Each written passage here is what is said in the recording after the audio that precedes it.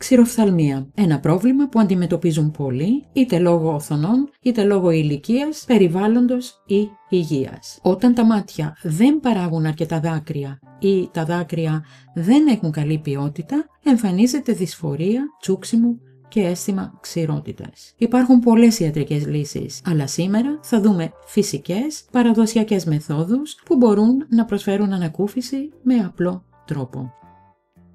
Είστε στο πολυθεματικό κανάλι Mea Culpa και πριν συνεχίσουμε θυμηθείτε να κάνετε εγγραφή όσοι δεν το έχετε ήδη κάνει, να μας δώσετε ένα like, να κοινοποιήσετε το βίντεο και να ενεργοποιήσετε το καμπανάκι για να ενημερώνεστε άμεσα για τα καινούργια βίντεο.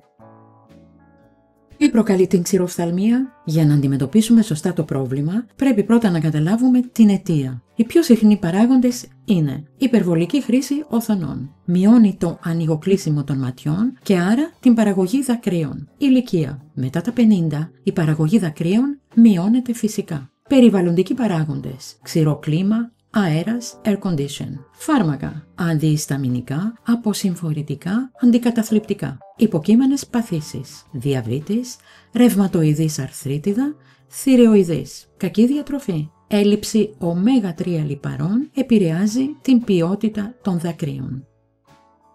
Φυσικές λύσεις για ξηροφθαλμία. Ανακούφιση με απλά υλικά. Η ξηροφθαλμία μπορεί να γίνει ενοχλητική. Προκαλεί τσούξιμο, αίσθημα ξηρότητας και κόπωση στα μάτια. Αντί για φαρμακευτικές λύσεις, υπάρχουν παραδοσιακές φυσικές μέθοδοι που μπορούν να προσφέρουν ανακούφιση με απλά υλικά που έχεις ήδη στο σπίτι. Ας δούμε μερικές από τις πιο αποτελεσματικές. Ζεστή κομπρέσα. Ανοίγει τους φραγμένους αδένες στα βλέφαρα και βοηθά στην παραγωγή δακρύων. Πώς να τη χρησιμοποιήσεις? Βρέξε ένα καθαρό πανί με ζεστό νερό, στράγγισέ το και τοποθέτησέ το πάνω στα κλειστά σου μάτια για 5 με 10 λεπτά. Επανέλαβε καθημερινά. Ροδόνερο. Δροσιστικό και καταπραϊντικό, ιδανικό για ερεθισμένα μάτια. Πώς να το χρησιμοποιήσεις? Βρέξε ένα βαμβάκι και καθάρισε απαλά τα βλέφαρα ή βάλε 2 με 3 σταγόνες σε κάθε μάτι. Αν είναι καθαρό ροδόνερο όμως. Καστορέλαιο. Πλούσιο σε ρικινελαϊκό οξύ, μειώνει τη φλεγμονή και σταθεροποιεί τα δάκρυα. Πώς να το χρησιμοποιήσεις? Βάλε 1 σταγόνα καθαρού ψυχρής έξλειψης καστορέλαιο σε κάθε μάτι πριν από τον ύπνο, μόνο αν είναι κατάλληλο για χρήση στα μάτια.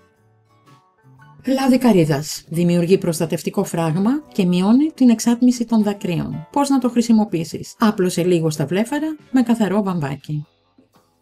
Γέλη αλόης. Ενυδατώνει και καταπραίνει. Πώς να τη χρησιμοποιήσεις? Βγάλε ρέσκια γέλη αλόης και άπλωσέ τη γύρω από τα μάτια. Όχι απευθείας στα μάτια. Φέτες αγκουριού. Δροσίζουν και ανακουφίζουν άμεσα. Πώς να τις χρησιμοποιήσεις? Τοποθέτησε δροσερές φέτες αγκουριού πάνω στα κλειστά σου μάτια για 10-15 λεπτά. Διατροφικές αλλαγές για υγιή μάτια. Ω3, λιναρόσπορος, καρύδια, ψάρια. Βιταμίνη Α, καρότα, γλυκοπατάτες, σπανάκι. Ενυδάτωση. Πίνε αρκετό νερό καθημερινά.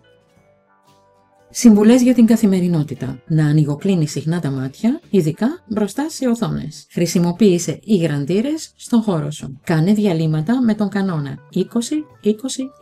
Δηλαδή, κάθε 20 λεπτά κοίτα κάτι 6 μέτρα μακριά για 20 δευτερόλεπτα. Φόρα γυαλιά ηλίου για προστασία από αέρα και σκόνη. Περιορισμός οθονών και χρήση φίλτρων μπλε φωτός. Και επειδή στο κανάλι μας υπάρχουν και άλλα βίντεο σχετικά με το θέμα που μόλις ασχοληθήκαμε, σας προτείνω να δείτε μερικά. Οι σύνδεσμοί τους βρίσκονται από κάτω στην περιγραφή.